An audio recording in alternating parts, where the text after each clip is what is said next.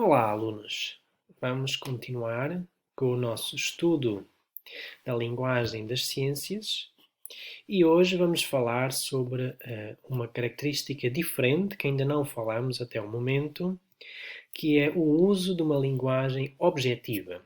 Então vamos ver o que é a linguagem objetiva e como é que ela é conseguida, como é que ela é construída nos textos de ciências. A palavra objetivo, linguagem objetiva, aqui o adjetivo objetivo, se formos a um dicionário, vamos encontrar, por exemplo, estes significados. Objetivo é relativo ao objeto, ou também relativo a objetos externos a nós. Ou ainda, objetivo é algo que está voltado para o objeto que se examina. Há aqui uma palavra que se repete 3 vezes em cada uma das definições, que é a palavra objeto. Não é? Portanto, claramente, a palavra objetivo vem de uma outra palavra do português, que é a palavra objeto. Não é? E o objeto opõe-se basicamente ao sujeito. O sujeito, temos aqui, por exemplo, uma pessoa com binóculos, não é? É um sujeito, é uma pessoa que está a fazer uma ação. Qual é a ação que ela está a fazer? Está a observar. A questão é, o que é que esta pessoa está a observar? E vemos aqui do lado direito uma montanha.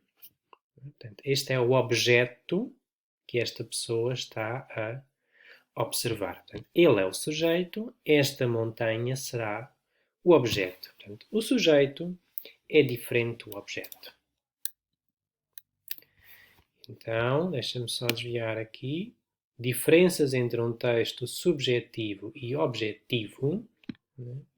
Um texto subjetivo será então um texto que fala sobre o sujeito. Ou seja, é um texto que fala sobre a pessoa que escreveu o texto.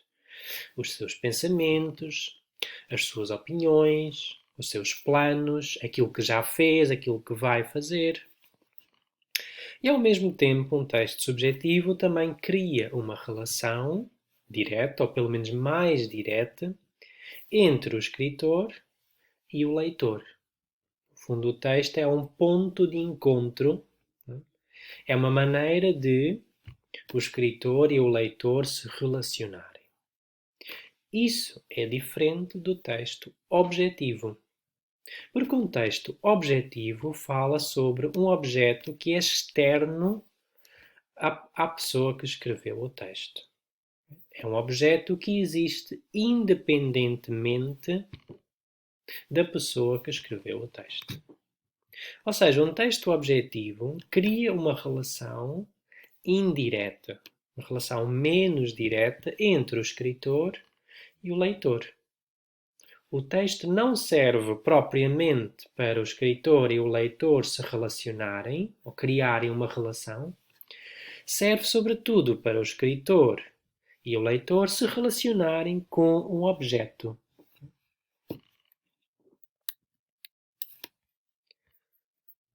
Ok. Estas são algumas características gramaticais de um texto subjetivo. Usamos a primeira pessoa do singular ou do plural. Eu, nós. Usamos também a segunda pessoa do singular ou do plural, tu e vocês, para nos relacionarmos, para interagirmos com o leitor.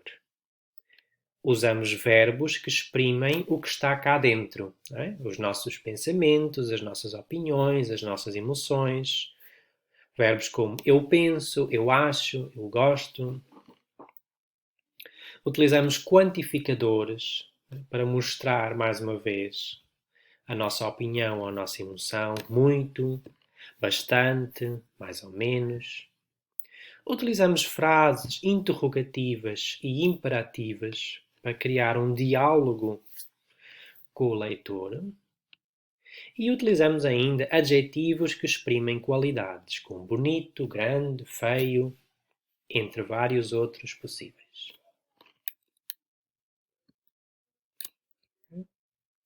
Nos textos, deixa-me só desviar, características gramaticais do texto objetivo.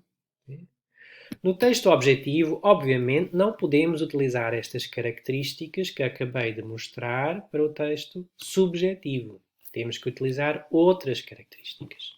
Então, quais são essas características? E, sobretudo, quais são as características utilizadas nos textos de ciências? Porque podemos também ter um texto objetivo em gestão, economia, direito. Mas aqui qual é? Nos textos de ciências, a estratégia que é utilizada, ou as estratégias para tornar o texto mais objetivo. Então, na verdade, há duas situações possíveis. Em primeiro lugar, há textos que não falam sobre pessoas. Nesse caso, vamos ver nos próximos slides que o sujeito da frase é normalmente uma entidade ou um processo natural. Também há textos em ciências que envolvem pessoas. Então, nesse caso, utilizam-se sobretudo frases passivas e frases impessoais. Vou-vos mostrar o que é que isto significa. Vamos olhar primeiro para os textos que não envolvem pessoas. Ou seja, um texto sem pessoas. Então, na verdade, quando escrevemos o nosso texto, cada vez que começamos uma nova frase, o sujeito dessa frase é uma entidade ou um processo natural. Mais precisamente, aquela entidade ou processo que estamos a estudar naquele texto. Este é um exemplo do texto sobre o sangue que vocês, entretanto, já conhecem muito bem. O sangue é um fluido viscoso de cor vermelha. Qual é o sujeito? O sangue. Os constituintes do sangue possuem características específicas que lhe permitem desempenhar importantes funções. Qual é o sujeito? Os constituintes do sangue. As hemácias têm a função de transportar oxigênio e algum dióxido de carbono. Aqui o sujeito já não é o sangue no seu todo, mas sim um dos constituintes do sangue. A mesma coisa acontece em os glóbulos brancos pertencem ao sistema imunitário do organismo. Ou seja, o sujeito normalmente é a entidade ou outra entidade com ela relacionada que estamos a estudar no texto.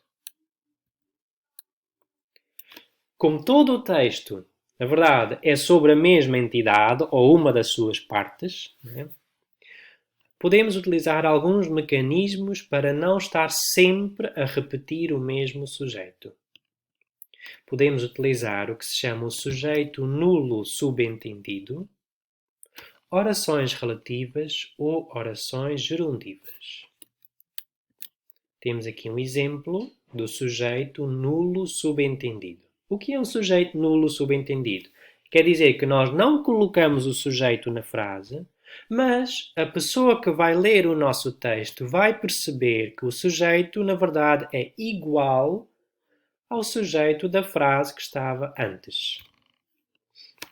Aqui temos o caso de o sangue é um fluido viscoso, já vos li esta frase, e depois na próxima frase diz-se é constituído por um líquido. Quem é constituído? O sangue. Repetimos o mesmo sujeito, mas agora não precisamos de o tornar explícito. Ele agora está subentendido. E a mesma coisa acontece na próxima frase. Possui ainda fragmentos celulares. Quem possui? O sangue.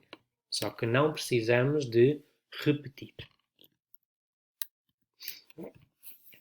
Podemos ainda utilizar orações relativas e orações gerundivas. As orações relativas nós já estudamos na semana passada. O sangue é um fluido viscoso de cor vermelha que circula no interior dos vasos sanguíneos e do coração. Quem circula? É o sangue. Não é? Só que por causa da oração relativa, não precisamos de explicitar outra vez a palavra sangue.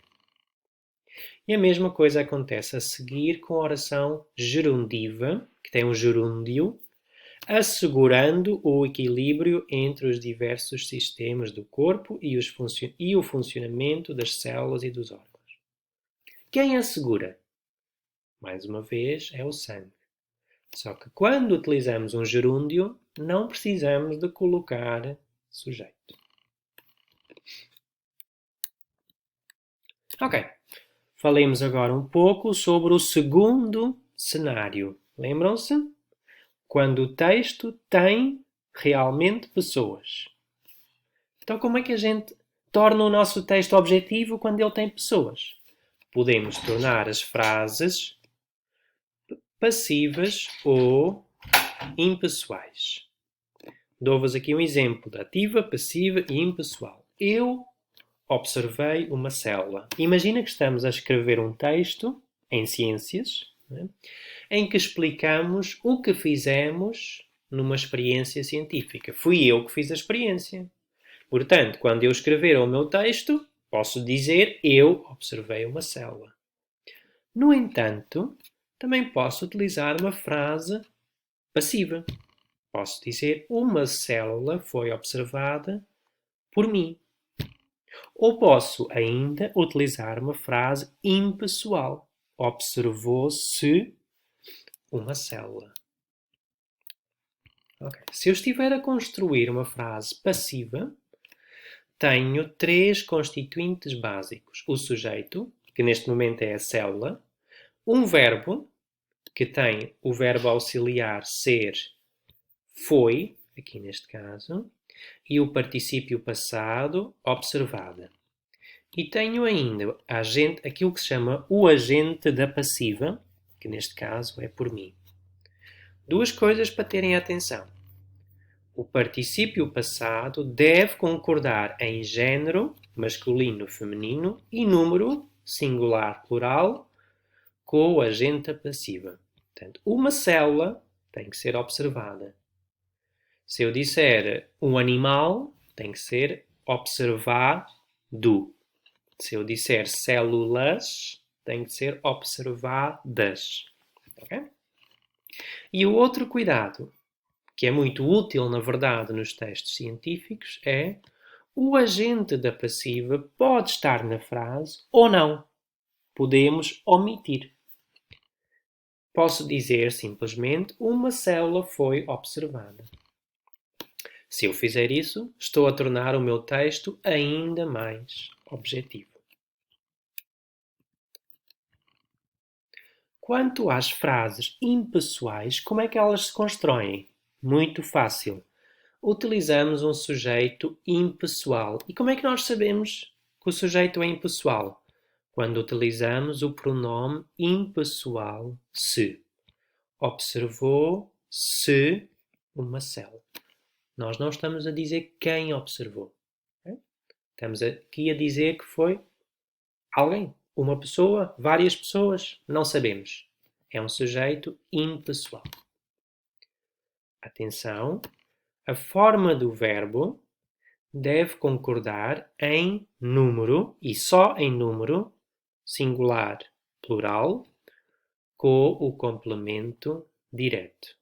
Portanto, tenho que dizer em português observou-se uma célula, mas se forem duas células, tenho que dizer observaram-se duas células. Ok. Cheguei ao fim do vídeo em que falamos sobre a linguagem objetiva, expliquei o que significa objetivo, comparando com outra palavra que significa subjetivo, portanto, o objetivo e o subjetivo. Vimos quais são as características do subjetivo, mas vimos, sobretudo, quais são as características do texto objetivo, as características gramaticais do texto objetivo. Textos que não falam sobre pessoas e também textos que falam sobre pessoas. E as estratégias para tornar o texto objetivo são diferentes no caso do texto falar sobre pessoas e do texto que não fala sobre pessoas. Agora é a vossa vez. Fica à espera que façam as atividades que estão no guião. Aliás, na próxima aula vamos fazer em conjunto algumas destas atividades. Até já!